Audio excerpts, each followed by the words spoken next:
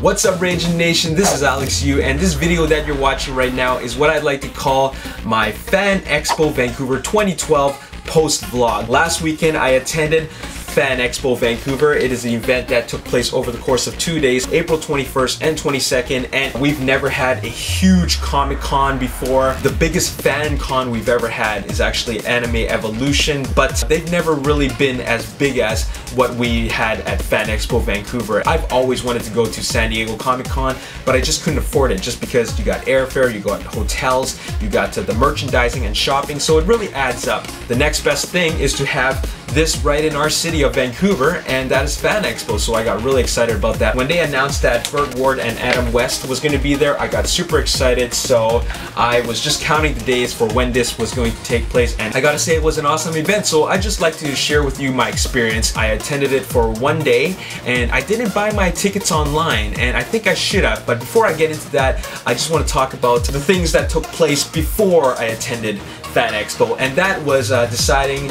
what am I gonna wear?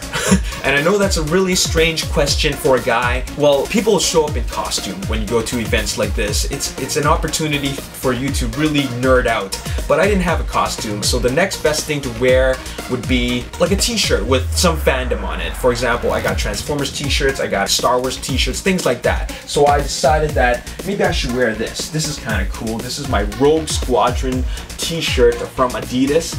And anybody who knows Rogue Squadron or Star Wars will know what this is. But I decided not to wear this. The reason why is because the Rogue Squadron, while very cool, is on the back, and I was going to carry a backpack, so nobody would see that. It's cool to have someone notice what you're wearing, right? So I decided to wear this instead. This is my Clone Trooper Bling t-shirt that I bought exclusively from Hong Kong. This is made up of rhinestone, and I'm glad I wore that because a lot of people actually took notice of it, and someone actually took photos of it, so that was pretty cool.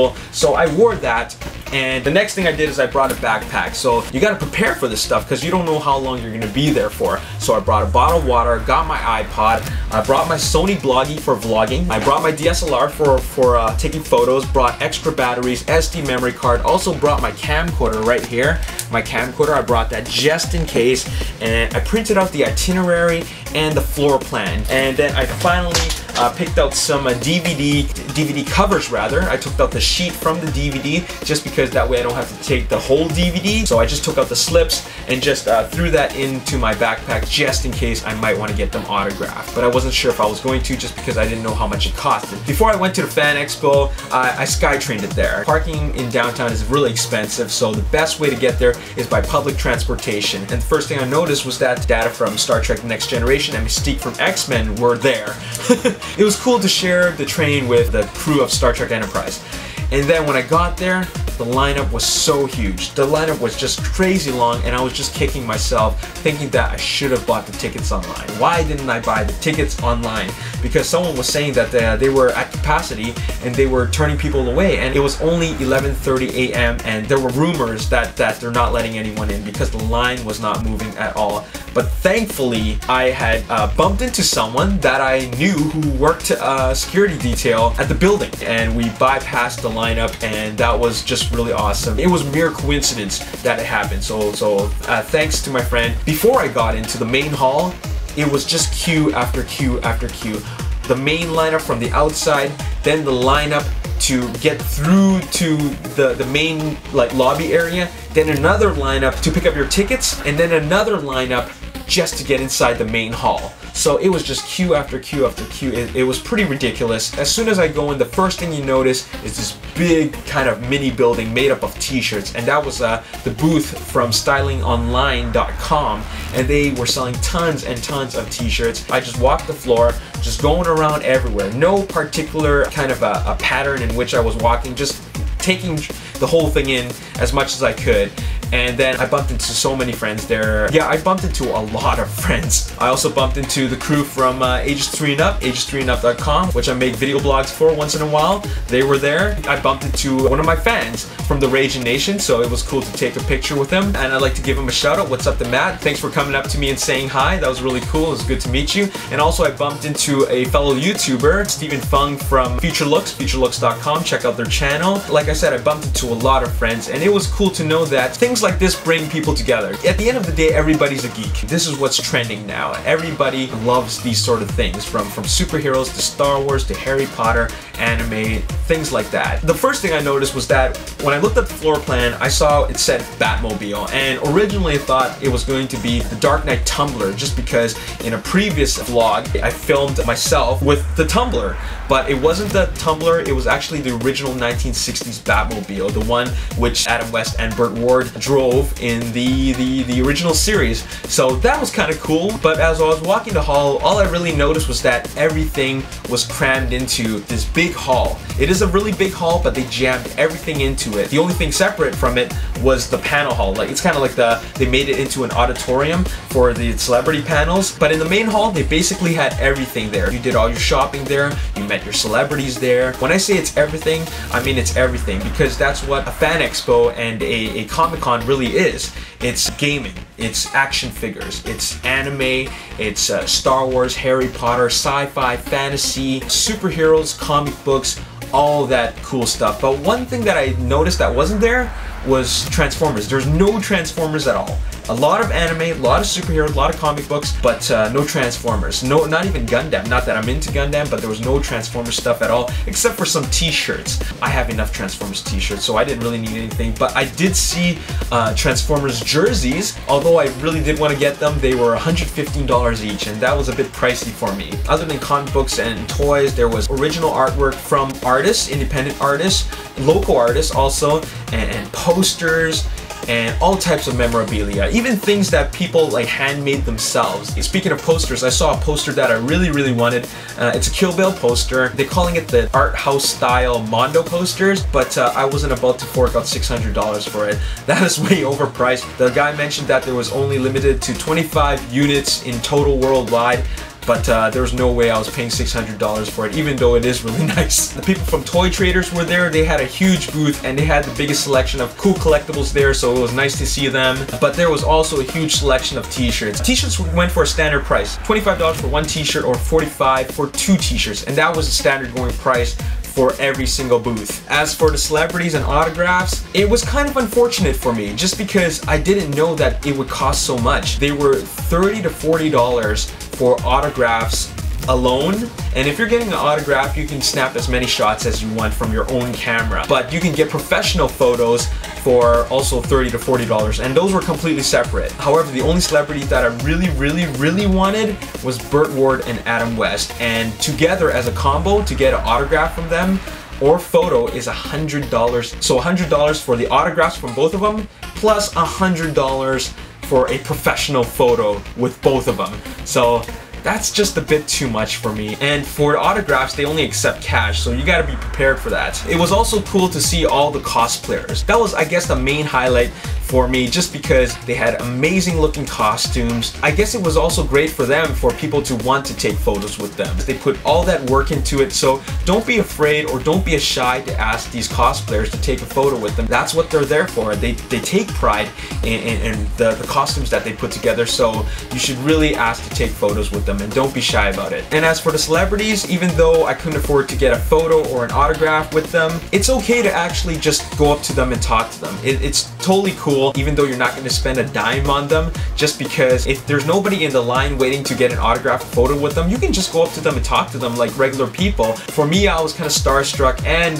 nervous. I did geek out a little bit. Michael Dorn was the coolest person to talk to from the cast of Star Trek The Next Generation. Marina Sirtis, who plays Deanna Troi, she kind of forgot that we were in front of them. I mean, me and my friend, because we were talking to her, then all of a sudden she started talking to someone else, and it was just kind of awkward for us, but that was our experience with her. And then John Delancey, who plays Q in The Next Generation, I think he was just getting kind of tired of talking to fans, just because it was 5 o'clock, and you could really tell that he's being asked the same questions over and over and over again. So that was an interesting experience, but still really cool to meet the cast in person. So don't be afraid to talk to the celebrities, especially when they're not dealing with anyone at the moment. Before I left the Fan Expo, I felt like I had to buy something. There were so many different things to buy, and I wanted to buy a t-shirt, but I didn't want to buy just any t-shirt, right? There were all these Transformers and superhero t-shirts to buy, but I decided to support this independent designers, and they're called Akumu Inc., akumuinc.com, and they're from Montreal, and they have some really sweet designs. Here's the shirt that I bought. It's a samurai helmet with a skull inside of it, and I wanted to buy this t-shirt just because, as some of you already know, I'm very fascinated with samurai culture. And on top of that, when I went to their website, when I got home, I noticed that this design was not on their website. It must have been a limited print or limited design. I'm so glad I got this. So that's what I came home with. The only thing that I wish that could have been improved was something on my part, and that was, I wish I paid attention to the itinerary. I wish I looked at the itinerary because I completely forgot that there were celebrity panels, and I missed out on the TNG panels, and I missed out on the Adam West and Burt Ward panel. And that was all because I was so focused on walking around the floor and just looking at all the cool stuff they had to offer. And so I'm a little bit choked about that, but that was my fault as a noob. It was a noob mistake for someone who is a noob at going to a fan con. So I have a little bit of advice for people going to a fan con, and if it's your first time, I would say bring a backpack, just because that way when you're buying stuff, you could shove it all in your backpack, carry a bottle of water, make sure you have plenty of batteries and memory space on your camera for taking photos or video. Also, read the itinerary. That's the one thing I made a mistake about. Read the itinerary and know the schedule. That way you don't miss out on any special events like celebrity panels. Another thing is that bring cash, okay? If you're gonna get autograph signed, bring cash. And if you're gonna get any of your DVD signed, just bring the DVD sheet, the paper, the cover sheet. Don't bring the entire DVD because it will take up a lot of space in your backpack.